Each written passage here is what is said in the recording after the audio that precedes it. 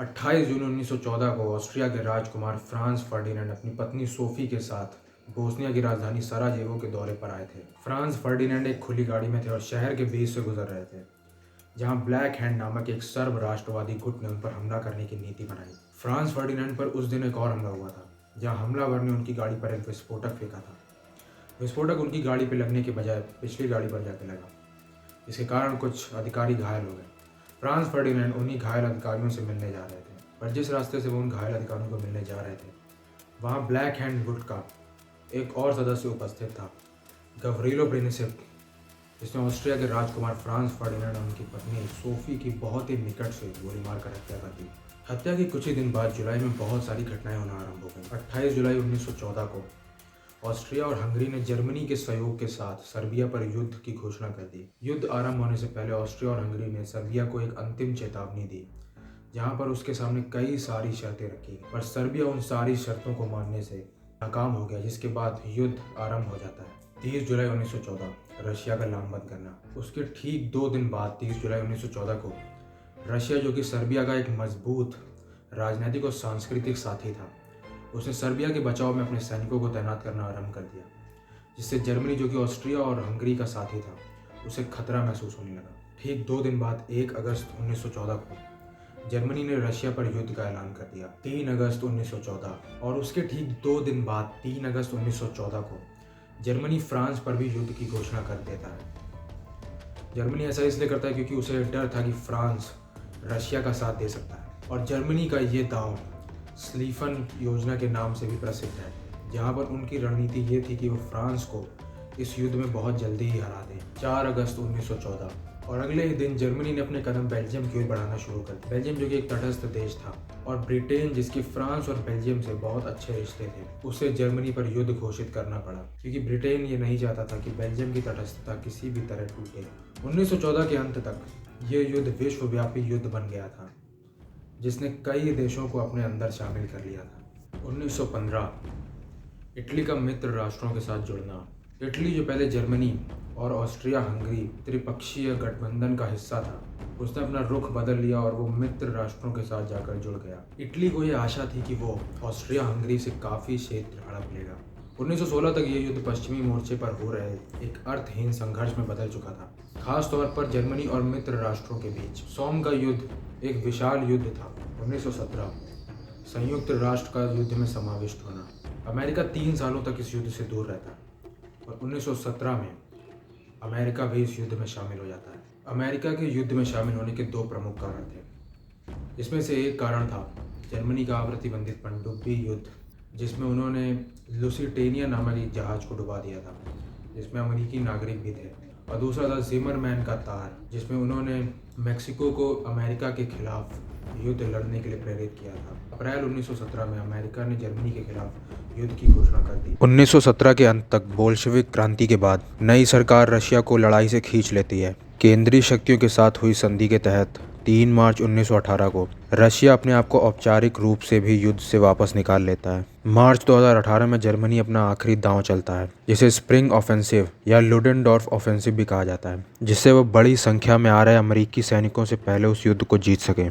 आरंभ में उनको सफलता मिलती है, पर बीच में उनके सारे संसाधन खत्म हो जाते हैं। साल आधा बीतने तक लगभग 10 लाख से अधिक ताज़े अमेरिकी सैनिक यूरोप पहुंचने लगे थे। अगस्त 1918 में मित्र राष्ट्रों ने एक बड़ा जवाबी हमला आरंभ किया, जिसे 100 दिवसीय आक्रमण कहा जाता है। सितंबर में बल्गेरिया ने आत्मसमर्पण कर दिया, अक्टूबर में ऑटोमन साम्राज्य ने हार मान ली, और नवंबर के आरंभ में क्रांति और जाति विद्रोहों के कारण ऑस्ट्रिया हंगरी भी टूट गया। जर्मनी के लोग भूख से तड़प रहे थे। ब्रिटिश नौसेना की नाकाबंदी के कारण अन्न संकट आन पड़ा। अक्टूबर आने तक जर्मन नौसैनिकों ने विद्रोह कर दिया।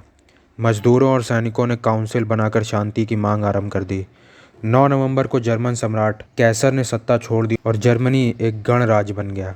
कई दिनों तक युद्ध चलने के बाद 11 नवंबर 1918 को कंपेन की युद्ध विराम संधि, जिसे आर्मी में आर्मिस्टिस ऑफ कंपेन भी कहा जाता है, पर हस्ताक्षर किए गए, और उसी के बाद वो विश्व युद्ध समाप्त हुआ। पहला विश्व युद्ध देशों के 2 गठबंधनों के बीच लड़ा गया था।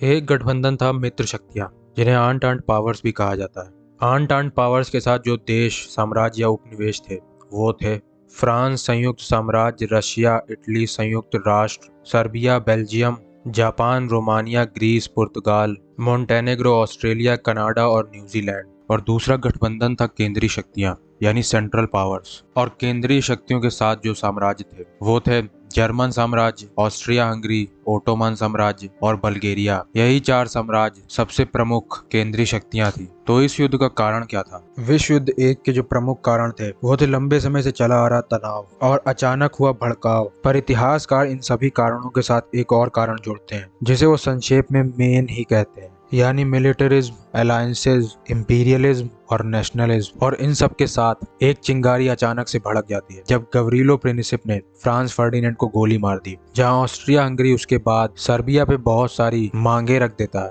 और वहीं जब सर्बिया इन सब मांगों को पूरा करने में असफल हो जाता है तो ऑस्ट्रिया हंगरी उस पर युद्ध का ऐलान कर देते हैं। इसी के बाद गठबंधन भी उस मामले में आने के लिए प्रेरित हो गए, जहां बहुत दशकों से सैन्यवाद, गठबंधन, साम्राज्यवादी प्रतिस्पर्धा और राष्ट्रवाद चला ही आ रहा था। वहीं एक हत्या ने एक चैन रिएक्शन शुरू कर दी पूरे यूरोप में। अगर फ्रांस फर्डिनेंड की हत्या ना होती तो क्या ये युद्ध ना होता? कदाचित उसके बाद भी वो युद्ध होता, अगर उसी समय नहीं तो बाद में, क्योंकि उसका मुख्य कारण सिर्फ एक हत्या नहीं थी बल्कि बहुत सालों से चला आ रहा सैन्यवाद, राष्ट्रवाद और साम्राज्यवाद था। तो क्या युद्ध आवश्यक था?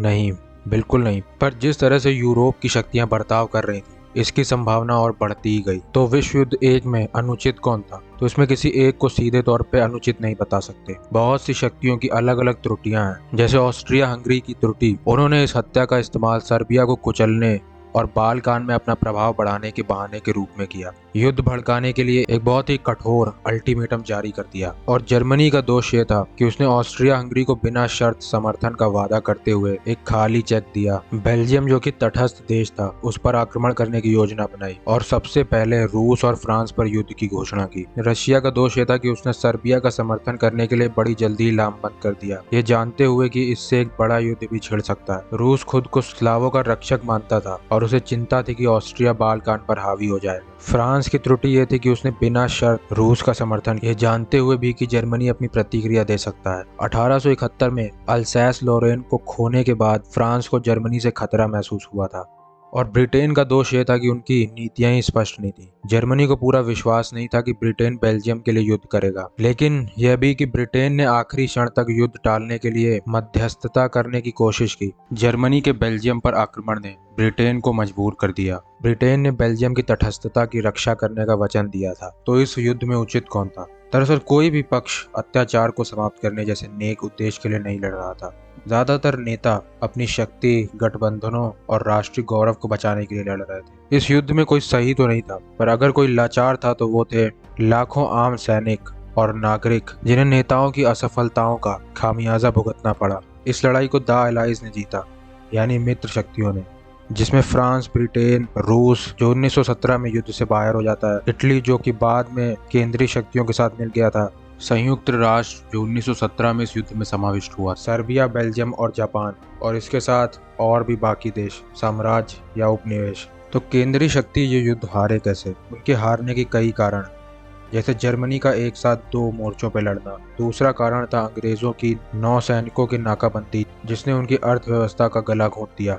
मित्र शक्तियों के पास अधिक संसाधन और जनशक्ति थी। ऑस्ट्रिया हंगरी और ओटोमन साम्राज्य का उतना शक्तिशाली न होना, और जर्मनी का स्प्रिंग ऑफेंसिव असफल होना, और बाद में नागरिकों द्वारा की गई क्रांति, ये सारी बातें उनके विरुद्ध जाती हैं और उनको ना चाहते हुए भी आर्मिस्टिस ऑफ जस्टिस पर हस्ताक्षर करने ही पड़ते हैं। ये आग ऑस्ट्रिया और हंगरी ने लगाई थी, पर इसको आगे तक जर्मनी लेके गया, जिसने बाद में इसको पूरे यूरोप का संघर्ष बना दिया।